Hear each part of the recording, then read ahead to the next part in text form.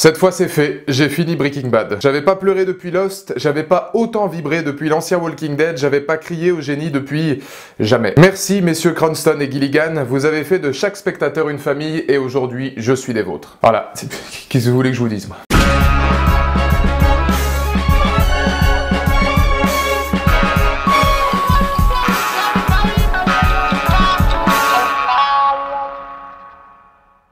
Bonjour à toutes et à tous, c'est Valou. Putain, qu'est-ce que j'attendais de faire cette vidéo. Et avant de commencer cette vidéo, je tiens à vous dire tout de suite, le sujet sera très personnel. C'est peut-être une des vidéos les plus personnelles que j'aurais fait probablement depuis Chester Bennington. Donc c'est pour vous dire, le 25 janvier, il y aura mon avis sur Breaking Bad. Voilà, un avis global sur les 5 saisons directement. J'essaierai de faire ça sans spoil, justement pour vous donner envie de le voir. Pour les 3-4 gars qui, voilà, sauraient pas encore que Breaking Bad ça existe. Et la première chose que j'aurais envie de vous dire à la base, c'est que j'ai commencé Breaking Bad avec Cora. Donc certaines personnes parmi vous, je pense, la connaissent très bien. Et la première chose que j'ai dit à Cora, c'est écoute, je sais que tu adores Breaking Bad, mais attention, je peux pas te garantir que je vais autant aimer que la première saison de Lost. Parce que pour moi, la première saison de Lost, c'était d'un point de vue nostalgique, technique, musical, ce qui se faisait de mieux dans l'univers des séries. J'en ai encore aujourd'hui un souvenir exceptionnel.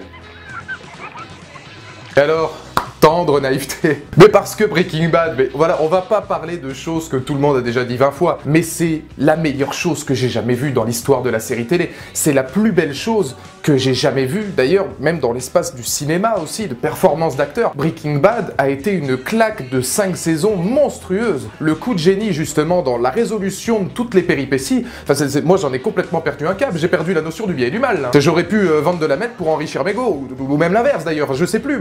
Et dans ce torrent de Breaking Bad, qui a été vraiment l'une de mes plus grandes découvertes et qui a été l'accent de mes derniers mois où j'étais content de revenir le soir, putain, pour regarder mes épisodes, il y a eu Jesse Pinkman. Et c'est là que la critique est personnelle, parce que Jesse Pinkman, et attention, là je pense que ça va faire bizarre à beaucoup d'entre vous, c'est le personnage le plus attachant, le plus humain, et peut-être celui à qui je me suis le plus assimilé depuis que je regarde des séries. Jesse Pinkman m'a plus touché que tous les rôles de Jon Bernthal réunis, que Josh Holloway dans Lost, pourtant Sawyer, je l'adorais. Et c'est là qu'aussi, voilà, l'importance des séries télé, l'importance du cinéma, pourquoi le cinéma et les séries sont pour moi le plus bel art possible actuellement dans le monde. C'est parce qu'à n'importe quel moment, c'est le seul qui te permet de te transposer et en tant que spectateur, voir quelque chose qui pourrait être toi. Parce que je pense, et là vous allez voir tout de suite un petit peu là où je veux en venir, Jesse Pinkman, dans pas mal de saisons, c'est un personnage qui est profondément seul, qui justement, avec toutes les saloperies qu'il a pu faire, malgré lui, et je vais y revenir ensuite parce que c'est quelqu'un d'humain, ne pouvait plus être seul parce qu'il pouvait plus se sentir vraiment face à face avec lui-même et on le voit dans énormément d'épisodes.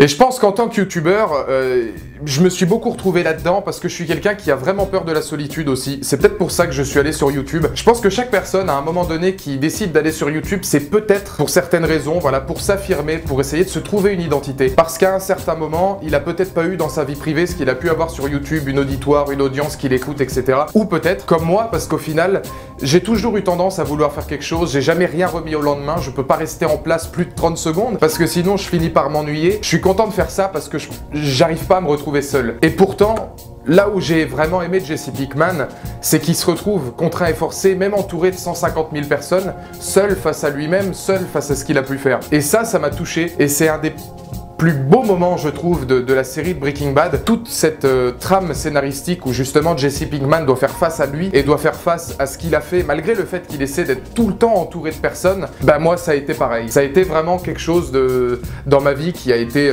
très très important, c'est-à-dire que j'essayais de m'entourer de mes amis, etc. J'essayais de m'entourer de mes proches, j'essayais de m'entourer parfois des mauvaises personnes. J'ai fait beaucoup de mauvais choix, mais je l'ai fait à chaque fois parce que je supportais pas d'être seul, je supportais pas d'avoir à me regarder en face. Et tous ces moments où finalement Jesse Jesse a choisi, a pris le parti, même si ça devait le faire souffrir d'être seul, plutôt que de devoir subir le regard de ses proches, ou alors ne pas les faire souffrir, ne pas les faire du mal. Je suis pas Al Capone non plus, hein. Mais c'est quelque chose que j'ai souvent fait aussi, notamment au niveau, voilà, de la jante féminine, parce que voilà, ça m'a parlé, ce Jesse Pinkman, il m'a vraiment parlé. J'aurais peut-être pu vivre des choses beaucoup plus sérieuses si je m'étais laissé vivre cette chose-là, et si j'avais pris le parti de la vivre, et si j'avais pas pris le parti de la stopper tout de suite, justement, pour pas faire souffrir la personne en face, etc. Et Jesse Pinkman, au final, j'ai beaucoup retrouvé ça, notamment avec la mère de Brock, dans cette espèce de famille, où Jesse, finalement, se retrouve une famille qu'il peut pas vraiment avoir avec Walter White, parce que l'aspect de la famille dans la série Breaking Bad est exceptionnel. Parce que Jesse Pinkman, au final, c'est quelqu'un qui a été pas mal déçu au niveau de sa famille, qui a pas forcément d'esprit de famille, de notion de famille, et il va s'en trouver une un petit peu par accident, et il va vraiment vouloir, justement,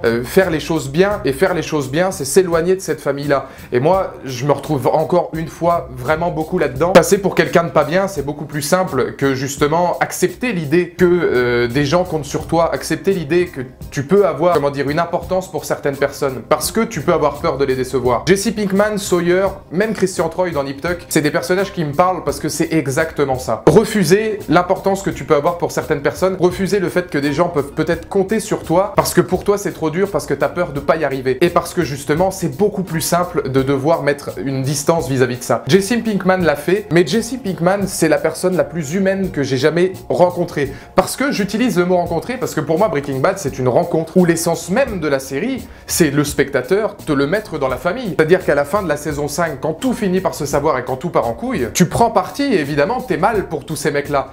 Parce que tu fais partie de leur famille, parce qu'ils ont réussi ce pari, ce génie, d'avoir fait en sorte que le spectateur, ce soit le 5 ou 6e membre de la famille White. I am not in danger, Skyler. I am the danger. Ou même de la famille en règle générale. Breaking Bad, c'est magnifique. I am the one who knocks.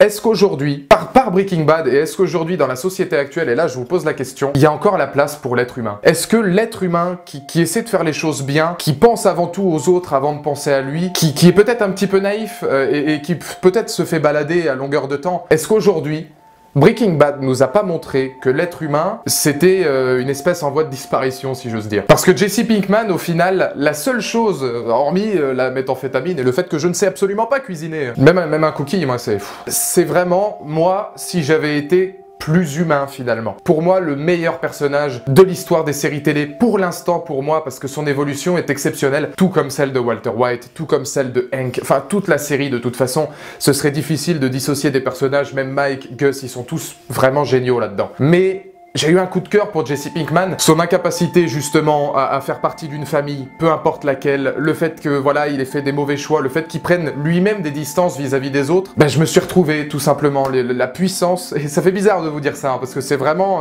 un petit peu à cœur ouvert, Breaking Bad. C'est pour ça que ça va me manquer, une claque vraiment monstrueuse, parce que il y a eu un avant, un après Breaking Bad, et je sais que pour tous les messages que ça m'a montré, je sais qu'après Breaking Bad, ma vie sera plus la même.